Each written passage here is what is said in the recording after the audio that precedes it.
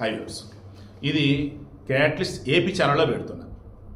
But Telangana వాళ్ళకి బాగా అర్థం కావాల్సింది, వాళ్ళకి ఉపయోగపడేది. ఏపీ కూడా అర్థం చేసుకోవాలి. ఎందుకంటే తొందరపడి ఎక్కడ కూడా నోరు జారకండి. తెలంగాణ అటువంటి కొంతమంది అమాయకులని ఇప్పటికి కూడా రెచ్చగొడుతూ ఈ బీఆర్ఎస్ పబ్బం గడుపుకుంటూ ఉన్నారు. అందులో కొత్తగా ఈమె కవిత వచ్చింది.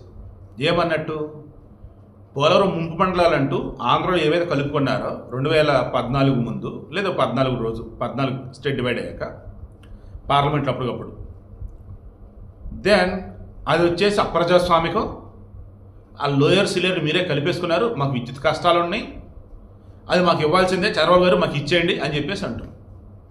ఈమె ఎందుకు ఇప్పుడు ఈ స్టాండ్ తీసుకుంది ఏంటంటే, బీఆర్ఎస్ పార్టీ మునుగుతున్న నావా, ఫోన్ ట్యాపింగ్ వచ్చేసి ఏ క్షణమైనా సరే మొత్తం రివీల్ అయితే బీఆర్ఎస్ పార్టీ గుర్తింపే పోతుంది. అందులో మెయిన్గా వినిపిస్తున్న పేరు కేటీఆర్, హరీష్ రావులవే. నిజమైన అబద్ధమైతే విచారణలో తేలాలి. ఈమెకు సంబంధించి ఢిల్లీ లిక్కర్ కేసు ఉండే ఉంది. కేసీఆర్ ఓడిస్తే ఫామ్ హౌస్గా పరిమితం అన్నాడు, మాట మీద నిలబడ్డాడు, ఫామ్ హౌస్గా ఉంటున్నాడు. సో ఇప్పుడు విషయం ఏంటి, ఇదే కేసీఆర్ ఆనాడు ల్యాండ్ సర్వేనో భూ సర్వేనో సమేత చేపించారు తెలంగాణ వచ్చిన కొత్తలో. అప్పుడు అడిగున్నారు, సార్ మరి పొలం ముంపు మండలాలు ఉన్నాయి కదా, మరి వాటి సర్వే చేశారంటే, అదే సర్వే చేస్తాం చేయలే అన్నాడు. అదేంటంటే ఏపీలో కలిపేస్తారు కదా, మనం ట్రై చేసాం అవలా, పార్లమెంట్ చట్టం చేస్తారు, ఏపీలో కలిపేశారు, ఇంక దాంతో మనకెందుకు అన్నాడు.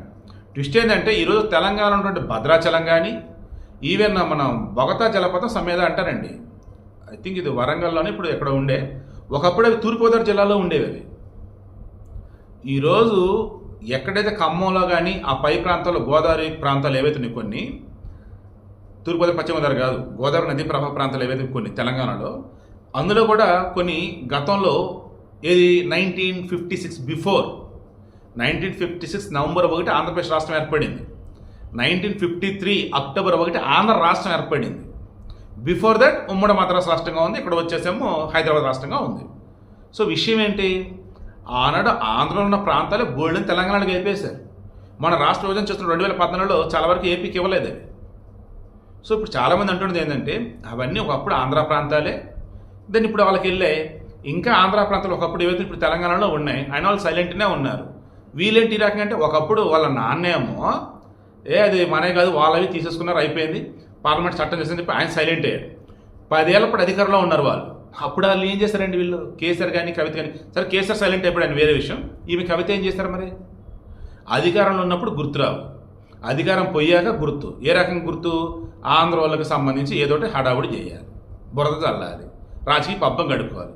తెలంగాణలో నిరుద్యోగులు కానీ ఉద్యోగులు కానీ సామాన్య ప్రజానికం కానీ ఈ కేసీఆర్ ఫ్యామిలీ తెలంగాణ వచ్చాక ఏం చేస్తుంటే మొత్తం గమనించారు.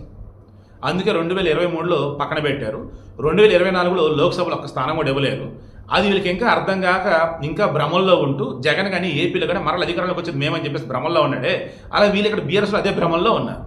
బట్ జనానికి మొత్తం అర్థమైపోయింది, ఆంధ్ర పేరు చెప్పి ఎటువంటి కుళ్ళు దిక్కుమల రాజకీయాలు చేశారు, మరలా అదే కాంట్రాక్టర్లకి ఏ రకంగా డబ్బులు వీళ్ళు ఇచ్చేస్తున్నారు, అదే కాంట్రాక్టర్తో అదే ఆంధ్ర బిలినియర్స్తో మిలినియర్స్తో కార్పొరేట్ దిగ్గజాలతో ఎలా వీళ్ళు వ్యాపారాలు చేశారు పార్ట్నర్స్ అని చెప్పేసి ఆల్రెడీ కాంగ్రెస్ బయటపెట్టింది, బీజేపీ కూడా బయటపెట్టింది.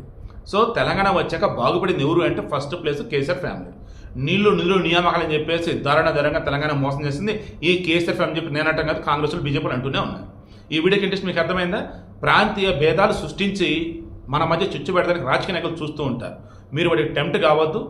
అండ్ మనమంతా తెలుగు ప్రజలం, వేరుపడ్డ మన అన్నదమ్ములం, రాజకీయ నాయకుల స్వార్థం కోసం ఒక్క మాట మనం తిట్టుకోవద్దు, అనుకోవద్దు, గొడవలు పెట్టడం అస్సలు వద్దు.